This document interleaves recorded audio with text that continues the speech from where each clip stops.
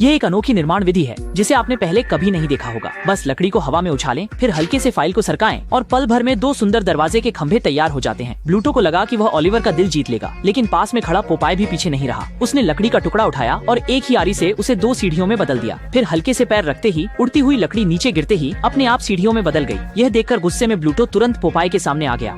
और तभी जब दोनों के बीच तनाव चरम पर था, ओलिवर ने जल्दी से आगे बढ़कर डिजाइन को 2 हिस्सों में बांट दिया और कहा कि वे दोनों आधा आधा घर बनाएं। जो पहले पूरा करेगा वह उसे चुनेगा। ये सुनते ही दोनों ने तुरंत सहमति जताई। लेकिन बूढ़े छठे ब्लूटो भला ईमानदारी से कैसे मुकाबला करता। उसने पोपाय के लकड़ी के बोर्ड को ध्यान से ठीक करने के दौरान चुपचाप अपनी लकड़ी को उसके पास खिसका दिया।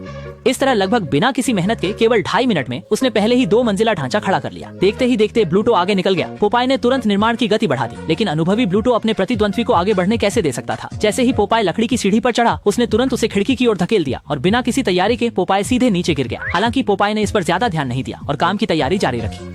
हालांकि एक बार फिर से अप्रत्याशित घटना घटी। बिजली का लैंप लगा रहे ब्लूटो और गर्म पानी की पाइप लगा रहे पोपाय ने संयोगवश एक साथ काम किया। उन्हें एक ही समय पर बहुत अधिक प्रतिरोध महसूस हुआ, लेकिन अंततः ब्लूटो ने बाजी मार ली। हालांकि वह इस पर कुछ हद तक हैरान था, लेकिन एक अनुभवी व्यक्ति की तरह उसकी प्रवृत्ति ने उसे लाइट चालू करने के लिए प्रेरित किया और तुरंत एक विद्युत धारा पोपाय के पूरे शरीर में प्रवाहित हो गई। हालांकि बार बार ब्लूटो की तोड़फोड़ का सामना करना पड़ा, लेकिन पोपाय ने अपनी 2 साल 6 महीने की सिंगल रहने की गति से ब्लूटो को पछाड़ दिया। जब ब्लूटो ने देखा कि वह पोपाय से हारने वाला है, तो उसने तुरंत लगभग तैयार छत को खींच लिया ताकि वह चोरी छिपे काम कर सके। लेकिन पोपाय की तेज नजरों ने उसे मात दे दी और अंत में ब्लूटो ने पोपाय के लिए ही काम कर दिया।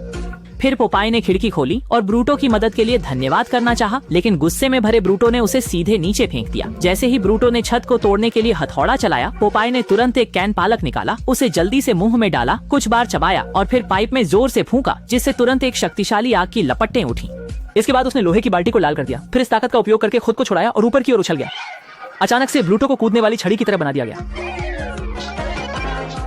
इसके बाद पोपाय ने लोहे की कील निकालकर मुंह में डाल दी। इस पर गुस्से में ब्रूटो ने तुरंत लकड़ी का तख्ता उठाकर फेंक दिया, लेकिन पोपाय ने इसका इस्तेमाल घर बनाने के लिए कर लिया। यह देखकर कि पोपाय उसे मुफ्त का मजदूर बना रहा है, ब्रूटो गुस्से से भर गया और खिड़की उठाकर दौड़ा, लेकिन पोपाय ने एक घूंसे से उसे खिड़की में सही से फिट कर दिया और वह फिर से खिड़की का इंस्टॉलेशन करने वाला बन गया। इससे ब्रूटो बहुत गुस्सा हो गया, लेकिन पोपाय ने आसानी से बचकर उसकी घातक मार से खुद को बचा लिया।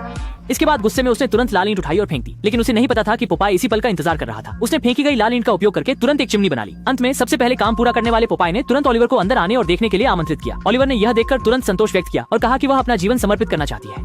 इसके बाद पोपाय ने गर्व से दरवाजा बंद कर दिया, लेकिन परिणाम स्वरूप पूरी इमारत धड़ाम से गिर गई।